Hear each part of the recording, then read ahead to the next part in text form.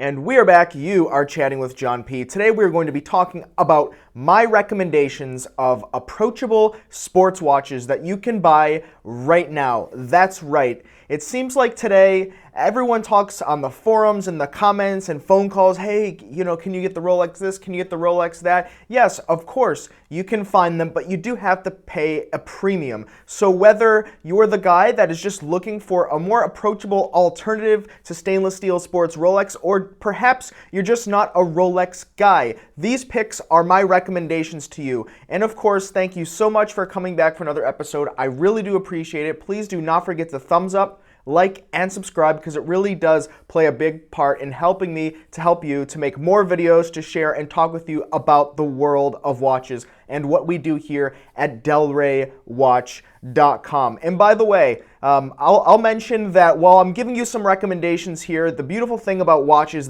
is that we all have our opinions, what we like and what we don't like. And so while I get a ton of emails, calls, and questions all the time about what watch do you recommend for this, what watch do you recommend for that, I think that in certain ranges or brackets of price points and types of watches, there's so many similarities, it can be often difficult to split hairs. But number one on the list is Omega Seamaster 300 ceramic bezel. I actually have it on an aftermarket Milanese stainless steel bracelet to make it look a lot more like the recently released Bond for a fraction of the price, by the way. But it comes on your normal Seamaster bracelet, or you could put it on a rubber or something like that. And that's right, I did say that. So for these, you can get these for about $200 to $2,300 US dollars. The retail, obviously a bit more, but we're talking pre-owned here. That's what we do at Del Rey. And I think you just get so much value. This watch specifically has one of the earlier coaxial movements, so it doesn't have the latest and greatest technology. If you want that, you can push into current gen wave dial and pay a little bit more. But nonetheless, I did other videos where I talk about this watch spec for spec compared to, I believe, one of the Rolexes it was. And it's just a grand slam home run watch. You know, it shares a lot of similarities with the Rolex, but at the same time, it's not as expensive. So, when we talk about value watches, it's a watch that you can either cherish, and it probably will have a lot of icon status in the future with the way that Omega is kind of pushing up the bar to be a lot closer to Rolex and some of the others, or it can be your everyday knock-around wear, which I've been taking advantage of. Of course, it's 300 meters or 1,000 feet, so at that $200 to $2,300 price point, you get a solid, durable, coaxial movement watch with that prestige and certainly future prestige. I think you can't go wrong in a blue or black dial or some of the other configurations like a two-tone. How can you go wrong? So many options, and people go crazy putting these on NATOs or rubber straps, and there's so many aftermarket options as well. So I always recommend this one, number one in this segment. Did another video where I talk more about this one in depth, but you can find that there for all the specifics.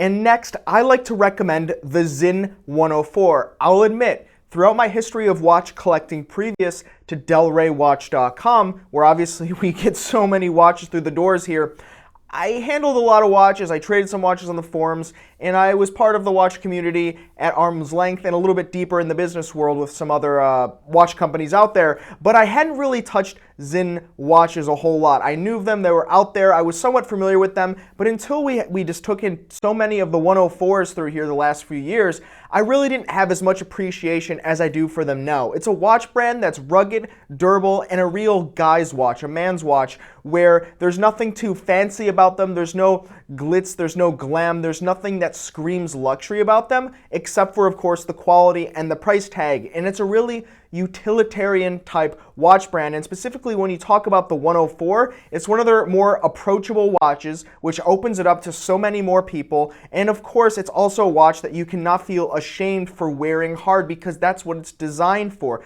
The Zin 104 you can get between 1K up to a little bit higher.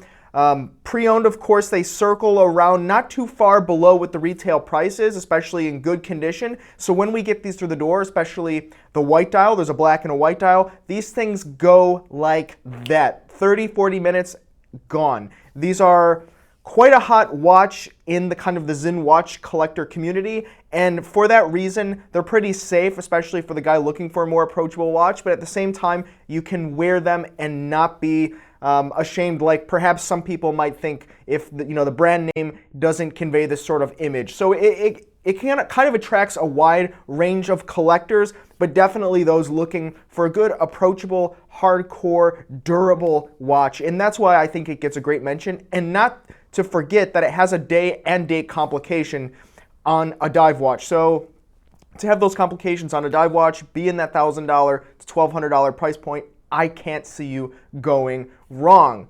Now next is a bit of a cheapie, and by that I mean I'm kind of breaking the rules here. It's certainly not a cheap watch. It's the whole Tudor Black Bay line, and it's the Tudor Black Bay dive line. Now, when Tudor released the Black Bay some years ago, they had such great demand and buzz, and everyone wanted them. And as Tudor comes out with new models, especially the Black Bay 58, as well as the Black Bay GMT, the Pepsi bezel, people really like those watches. There's a certain kind of feeling of exclusivity when those came out, and they were difficult to get. Now, there's a lot of debate, especially in previous videos that I did, about how easy or difficult they are to get. Yeah, sure, some dealers are holding them back. You might not be able to get them, but a lot of people are able to get them. And those prices have come down a bit, but are still at the top of the edge of the Tudor Black Bay line. But when we talk about the earlier models, the in-house, the different bezels, the black bezel, the blue bezel, the red bezel, even going into the somewhat recent release, Harrods with the green bezel, which some people really enjoy because it's a more approachable alternative to the Hulk from Rolex or the Kermit. These have really come down in price, but the quality is the same. So the same watch that you'd pay 20-30% more for a couple years ago, now you can get a lot less because they're floating out there. They've hit the gray market. They've hit pre-owned a lot. A lot of people have bought them and sold them. So Tudor Black Bay quality watches have a lot of the same components that you're going to see in other watches of that price point, but at the same time, it's a brand and a company that's owned by Rolex, so they do put a lot of quality in their products. So it is a watch brand that many watch geeks, buffs, and aficionados can stand by, and it scratches the itch in that dive watch collection. Rugged, durable, really no-brainer if you're looking for a watch in this category. And this last watch might be a bit of a surprise because not too many people talk about it, and it's the Doxa Sub 200. Now, if you're familiar with Doxa, you know that they're doing a bit of a rebranding. Now, it's not really a rebranding totally the image of the company. It's more just kind of modernizing it and bringing the brand to the modern watch collector. Now, when you go to Doxa's website, and I want you to do this, go to the Doxa website, look, see the feeling of the website. It doesn't feel like an older watch brand. It doesn't feel like a brand that's been out for decades. It feels like a brand that's been out for a year or two, and that's really where I see Doxa going. So when we look at this example of the Doxa Sub 200, sure, it's a dive watch that doesn't have 300 meters water resistance rating, but if you're the guy that needs that, are you really going down that far? No, you're not. But then you got the guys that say, oh, you swing your arm around underwater and you do flips and turns, it's going to increase the water pressure and maybe the water will get in. Yeah, sure. If you're doing somersaults at the bottom of the ocean, okay, maybe the Doxa Sub 200 is not for you and you need that Submariner for your water aerobics. I don't know. Leave in the comments below if you're that guy. But nonetheless, at $990, this dive watch scratches so many itches, and it's from a brand that's known for dive watches. So when you look at the watch, yeah, sure, you look at the specs, it has a lot of same specs that you'd see in micro brands. So micro dive watches are out there, and there's so many of them, and it seems like a lot of the dive watch market and the consumer has been pulled in different directions to different dive watch brands and different sports watch brands. Look at the Mantas of the world, for example.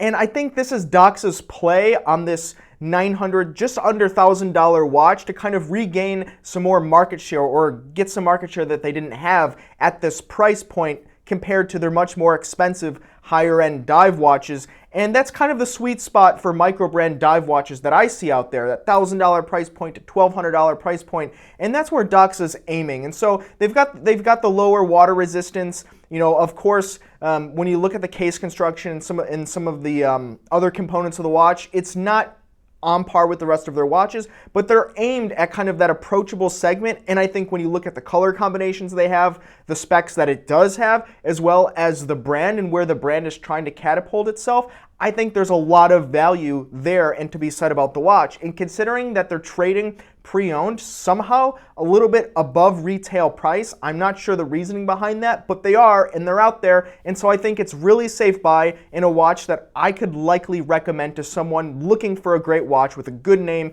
at that $1,000 price point without having to deviate away and kind of try their luck with different micro brands out there if you're not comfortable with that. So what do you guys think? Leave in the comments below what you think about these watches, as well as some other alternatives to these watches, sports watches and dive watches that you would recommend to anyone, your friends, colleagues, and you can definitely stand behind them. I want to see in the comments below. And the key here is they must be approachable. They need to be under $2,500 at least pre-owned. And that's just such a hot and growing segment, and I really see it by the number of questions and comments that I get. And another thing to keep in mind, guys, is I get so many questions and comments about, what do you think about this watch that I have? What do you think about this watch that I have? The beautiful thing, once again, is we all have particular tastes and likes, and if something on this list is not for you, perhaps something else is, or perhaps you have something else that you like. And you know, that's what I feel like the watch community really does a great job at, is we're all willing and able to kind of express our opinions, because let's face it, guys, a lot of these watches at certain price brackets, even to the roof, to the ceiling in terms of price brackets, they all share a lot, if not most, of the same specs, characteristics, similarities, parts, and components. So thumbs up, like and subscribe. You know the drill. Thanks for watching, guys. You have been chatting with John P. Ciao.